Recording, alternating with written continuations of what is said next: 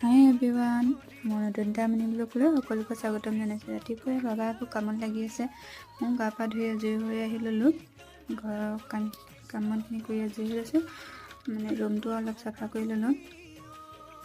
নবৌহঁতৰ ঘৰত সকাম আছে, তালৈ যাব লাগিব। তাৰপিছত এয়া ওলাই আহিলোঁ। ঘৰৰ ওচৰতে হয় যেতিয়া সোনকালে গৈছোঁ অলপ। তাৰপিছত এয়া এইফালে চববোৰ ভাগে ভাগে কামত লাগি আছে। চাহ তাহ খাই ল'লোঁ।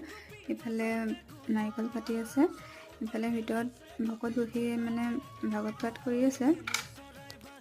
ইফালে চবেই প্ৰসাদ বিতৰণ কৰিলে। প্ৰসাদ খাই বৈ আজৰি হৈ ভকত ঘূৰা ঘূৰি গ'ল। ইফালে বৰমাহঁতে চবেই কামত লাগি আছে। ইফালে ল'ৰাই আকৌ ভাতৰটো লৈ আছে। গোটেই চোলাটো শেষ কৰি পেলাইছে কামুৰি ভাতৰটোৱে। এইফালে টিকুৱে আকৌ পানী চুই আছে, মাকে দিছে সেইকাৰণে। এইফালে ল'ৰাক ৰাতিলৈ পঢ়ালোঁ। যদি ভিডিঅ'টো ভাল লাগিছে লাইক কমেণ্ট কৰি দিব আৰু চেনেলটো ছাবস্ক্ৰাইব